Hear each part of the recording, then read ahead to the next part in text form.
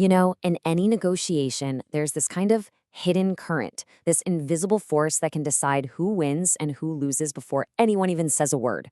Today, we're diving into exactly that: emotional control. It's pretty much the one thing that separates the amateurs from the masters, and we're going to break it all down. Seriously, think about it for a second. When two people are sitting across the table, what really gives one of them the edge? Is it having the strongest arguments? The most money? A super commanding presence? Well, the reality is actually a lot more personal than that. It's all about what's happening inside your own head. So, in any of these high stakes conversations, there's one fundamental rule. Get this rule, and you're already halfway to mastering the whole art of negotiation. It's the absolute first step. And there it is. That's the key. The second you lose your cool, whether it's getting angry, frustrated, or even way too excited, you're basically just handing the other person an advantage on a silver platter. You show your cards, you expose your weak spots, and you completely lose your strategic footing. When you get right down to it, negotiation is really a game of emotional endurance. Now, I know what you're thinking. When we say control, it's so easy to just picture that classic stone cold poker face, right? But we've got to challenge that idea.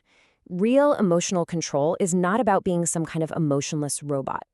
And this slide just lays it out perfectly. On one side, you've got the myth. Just bottle everything up, pretend you feel absolutely nothing. But that's not control, that's just suppression. And honestly, it's exhausting. But on the other side, that's the reality. A true master of negotiation doesn't deny their feelings, no way. They express them, but with purpose, with balance, and with restraint. It's a much more powerful and way more sophisticated skill to have. So this brings us to a really important distinction we have to make: the difference between genuine control and just plain old suppression.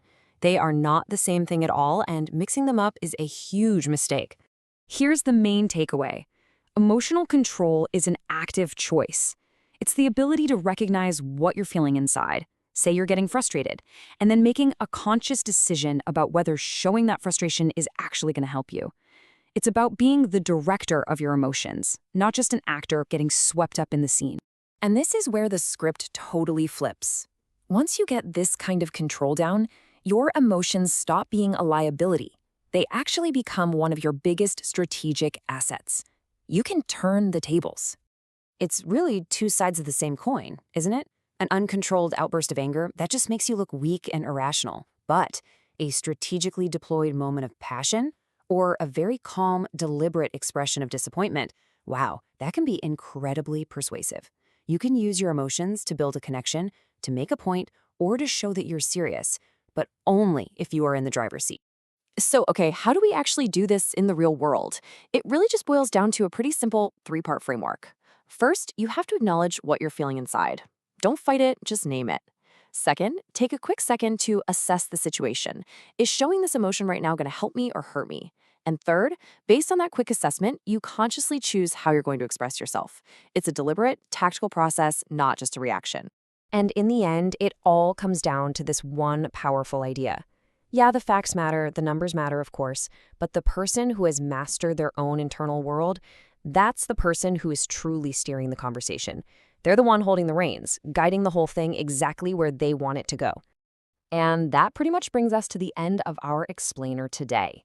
But I want to leave you with just one final thought to chew on, a little something to reflect on for yourself.